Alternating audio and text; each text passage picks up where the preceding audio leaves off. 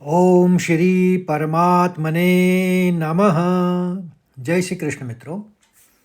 आज 27वां दिन और 27वां श्लोक।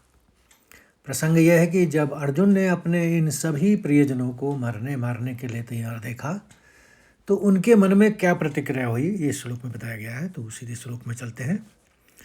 स्वसुरान् सुहृदश्चैव सेनयोरुभयोरपि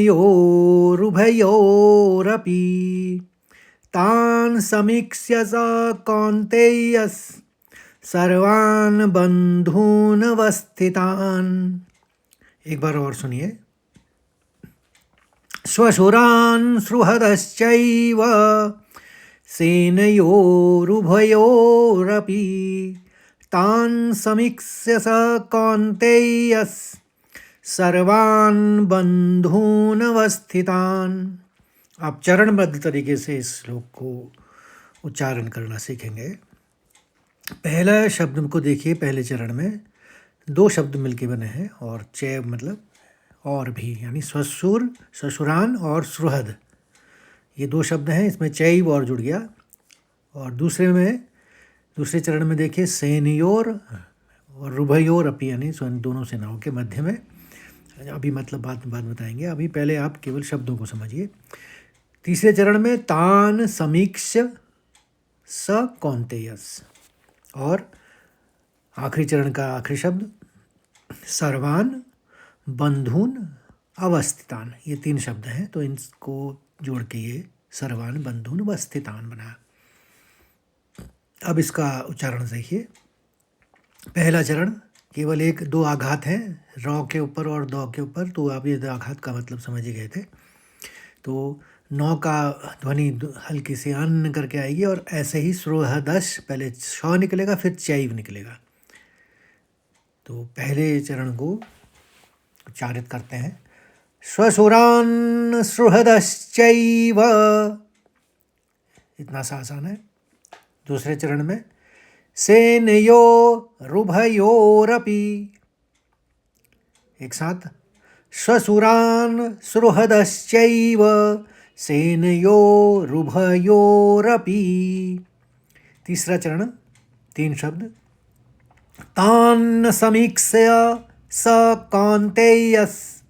यहाँ पर विसर्ग सौ आएगा कि आप पहले वाला आखिरी वाला जो शब्द देख रहे हैं वो सौ है, तो विसर्ग में सौ हमने इस्तेमाल किया।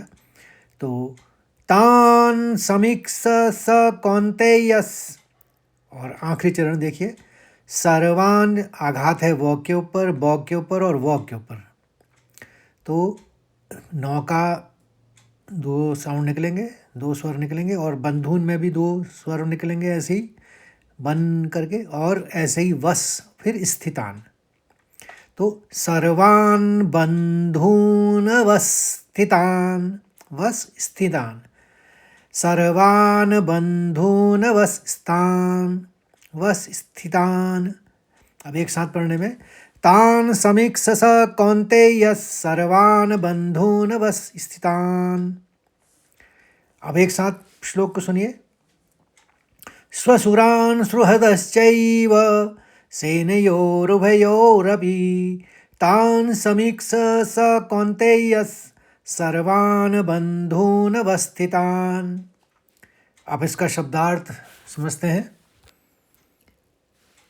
स्वसुरान मैंने ससुरों को, सुहृद यानी मित्र और शुभ चिंतकों को, च मैंने और, एव मैंने भी, सेनयोर उभयोर यानी अप, और तीन शब्द हैं सेनयोर उभयोर अपि, दोनों ही सेनाओं के में, तान मैंने उन, समीक्ष मैंने भली भांति देखकर, सह यहाँ पर वह, कौन्तेयः कुंती पुत्र अर्जुन की बात हो रही है, सर्वान सभी, बंधून बंधु बांधवों को, अवस्थितान यानी खड़े हुए, कृपया करुणा या दया से, परया अत्यंत या गहरी,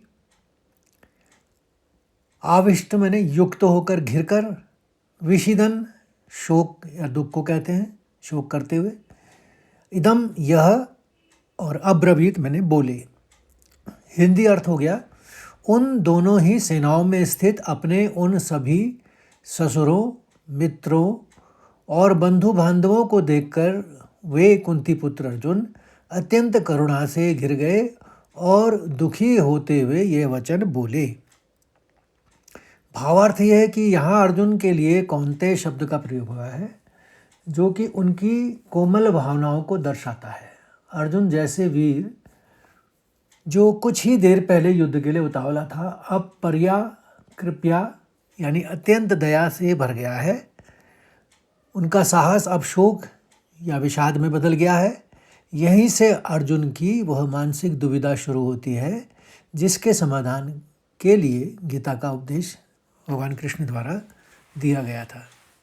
तो उम्मीद करता हूँ आपको ये श्लोक अच्छी तरह से समझ में आ गया होगा, इसका अर्थ भी और भावार्थ भी।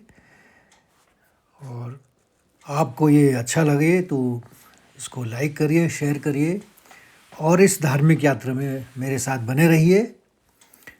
कल फिर मिलते हैं नए श्लोक यानी 28वें श्लोक के साथ। तो इसके साथ ही जय श्री कृष्ण मित्रों।